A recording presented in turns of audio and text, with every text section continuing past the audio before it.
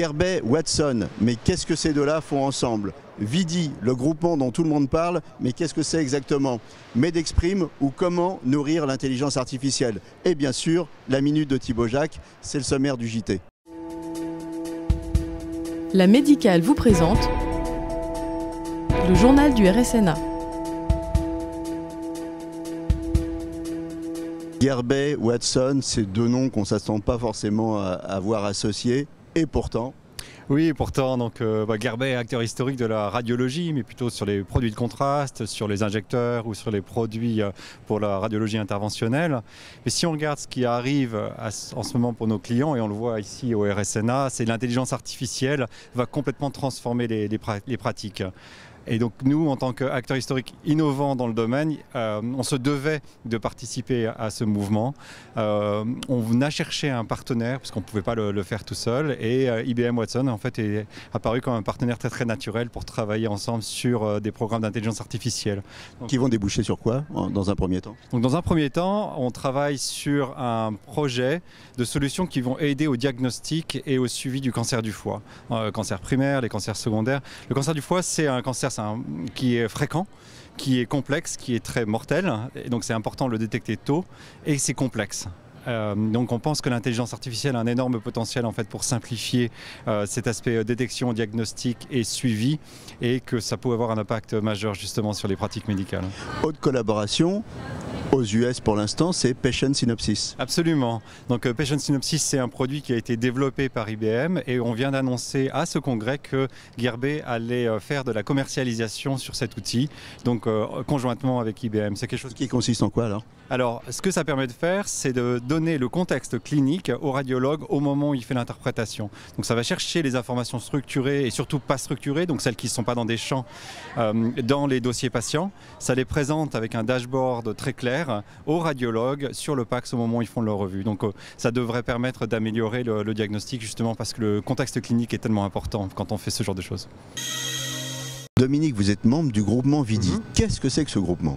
Alors c'est un regroupement de radiologues. On est environ 500 radiologues libéraux, avec répartis sur 28 centres de radiologie sur l'ensemble du territoire. Notre idée, c'était de nous regrouper afin de mutualiser nos compétences. Nous avons beaucoup de salariés, environ 2000, et nous recevons environ 3 millions de patients par année.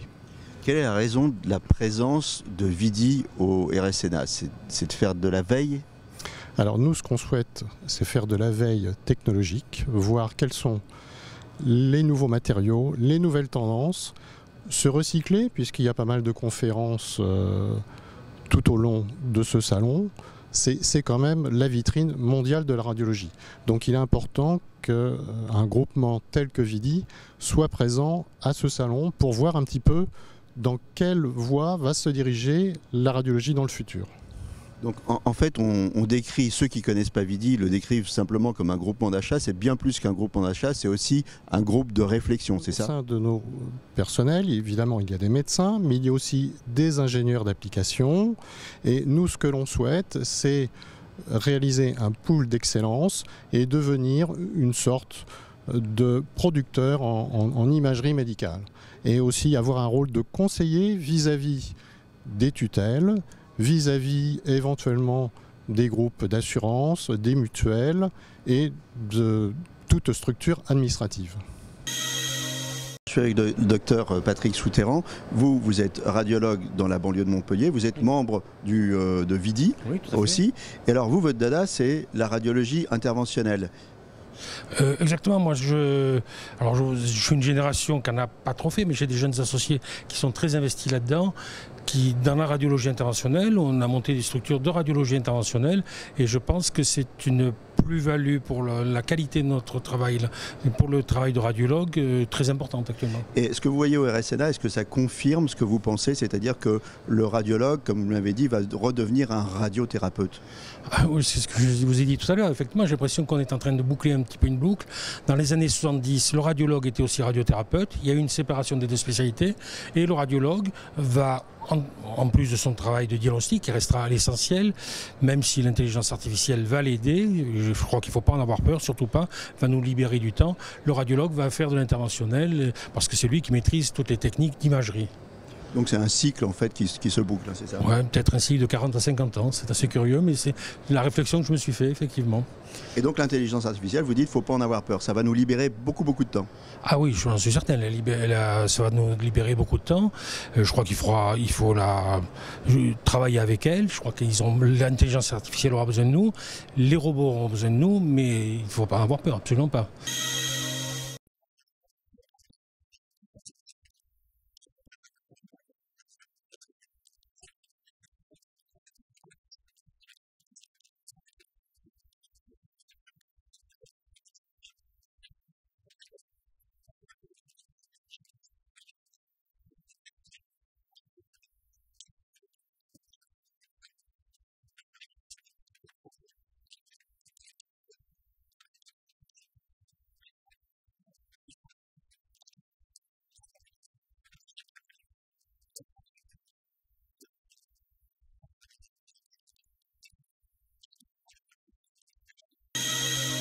Demandez la minute de Thibaut Jacques. De retour sur l'exposition technique, peut-être que vous connaissez le site Auntmini, qui est un site américain de pédagogie en radiologie, qui décerne tous les ans un prix sur l'appareil ou le device le plus innovant.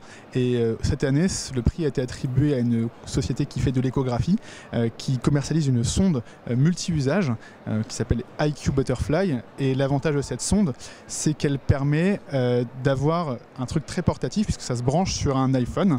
Et donc forcément, ça intrigue. Des constructeurs traditionnels avaient proposé il y a quelques années des premiers modèles de sondes comme ça qui se branchaient soit sur une tablette, soit sur un téléphone. Le produit qu'ils proposent a l'air très intéressant parce qu'il utilise une technologie qui est différente du piezoélectrique conventionnel qu'on utilise en échographie.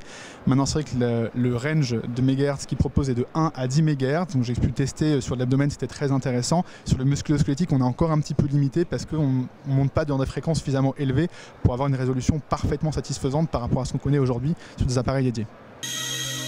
On est sur le stand Infervision, je suis avec Huifendeng et ici c'est une des sociétés qui a été vraiment pionnière dans l'intelligence artificielle. Le concept, il est simple, un examen, plusieurs possibilités. So Huifeng, the concept is pretty simple. One exam, various possibilities, and thanks to AI you can perform that. Yes, we use deep learning to perform various disease detection from a single chest CT exam. Last year, we presented our lung nodule detection algorithm. This year, we're trying to extend this to other diseases, such as bone fracture, calcification detection, as well as emphysema detection. We use deep learning in all these applications, and we hope to continue expanding our capabilities to do a comprehensive CT scan diagnosis. And so all this with just one CT. You don't do 2, 3, 4 cities. You just need one city, and then you can go to the various exams. That's correct? Is my understanding good? Yes, yes. So we strive to look at different kinds of diseases from the same chest CT scan, because in regular, radiologists look at different things in CT scan, and we don't want to limit ourselves to lung nodule detection only. So we want to extend our capabilities to detect more disease from the CT scan in order to further help the radiologists in their workflow. Okay. The benefit is you cut the cost and a better experience for the patient. Yes, we have seen our algorithm to save time when radiologists read a scan, and we have conducted clinical trials, and our algorithm is able to improve their accuracy, their sensitivity, and reduce the inter-observer variability. Infervision, donc Dominique, on vient de voir. Alors, ce qu'il faut dire, c'est que en ce moment, ce qui concerne les hémorragies, ce qui concerne le thorax et ce qui concerne le poumon, c'est validé. Mais pour l'instant, le cœur, les os et le foie, c'est ce qu'on appelle du work in progress. Voilà, on les avait rencontrés déjà l'année dernière. À l'époque, ils faisaient de la détection d'hémorragie intracérébrale et de la détection de nodules. Et là, ils ont l'air de se lancer dans des détections beaucoup plus larges au niveau du cœur, au niveau du foie et au niveau des os. Donc c'est vraiment une société qui travaille énormément sur le sujet du deep learning.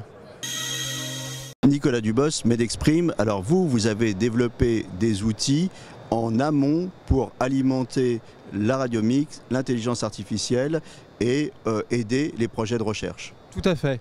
Donc Medexprime a développé et a assemblé des briques logicielles qui permettent d'aller chercher des informations dans les systèmes de soins, le texte et l'image, pour constituer des jeux de données, de cohortes finement sélectionnées qui peuvent alimenter de machine learning, des projets de radiomique ou des projets d'études cliniques. Ça marche avec toutes les bases de données, même si elles ne sont pas normées finalement? Tout à fait, puisqu'on s'est déjà connecté à peu près 6 PACS différents, donc on est absolument agnostique en termes de connexion aux PACS. Quant aux systèmes d'information textuels, dans lesquels il y a les données compte rendu radiologiques, d'anatomopathologie et de biologie, eh bien eux aussi ils sont standardisés, c'est des flux HL7 auxquels on peut se raccorder pour aller chercher les patients pertinents. Comment vous travaillez avec les chercheurs ou les gens qui vous demandent des bases de données? Alors on déploie nos solutions on-premise, c'est-à-dire au sein des hôpitaux, évidemment, on ne met rien sur le cloud, et on collabore avec les chercheurs pour élaborer les requêtes fines et complexes dont ils peuvent avoir besoin. Néanmoins, on les forme pour nos outils et ils peuvent mener un grand nombre de recherches par eux-mêmes. Quand il y a de la complexité, on intervient en service de support. Combien de sites déjà en cours? Aujourd'hui, on a 5 sites en France et on vient de s'accorder avec nos premiers sites américains ici sur le salon qui devraient démarrer d'ici la fin de l'année. Donc c'était un RSNA successful, on peut le dire. Absolument. Je suis avec Stéphane et il a développé quelque chose qui est culturellement différent de ce qu'on peut trouver en France. Ce sont des petites vidéos d'éducation pour les patients. So Stephan, tell us about your app. So our app is designed to make the patient experience better. What we'd like to see is a patient feeling very comfortable with their medical visit. What we believe happens now is that there are a lot of steps where patients go through that slow them down when they go to get their medical care. So for instance, a patient may not understand who to call, may not understand where to go, and then they show up and they're not really sure what's going on. So our vision is we want patients to know how to contact us, know how to find us, and then once they get to the center, we want them to have a better experience. When they call, you tell them to download the app, and what are they going to find on the app? On the app, they're going to have an easy way for them to communicate with us, and they're also going to have an easy way to find us. They're going to have videos on who their physician is going to be, and they have videos to help prepare them for the visit. It's very simple. It brings the information down to the very basic level to about a 3rd grade level. And what patients get is they get a description of the procedure or whatever's going to happen to them, the risks, the benefits, and the alternatives. What is the feedback of patients? Oh, the feedback is wonderful. Every time I go in, I make sure that the patient has watched the video. I'll say, have you and your family watched the video? Yes, we've watched the video. Do you guys have any questions? The answer is almost always no. And then I say, okay, what did you think of the video? And they say, you know what, that was really great. So you save time and it's also a way to bond with the patient. Yep, it's a way for us to bond with the patient and it also decreases their anxiety. La Médicale vous a présenté le journal du RSNA.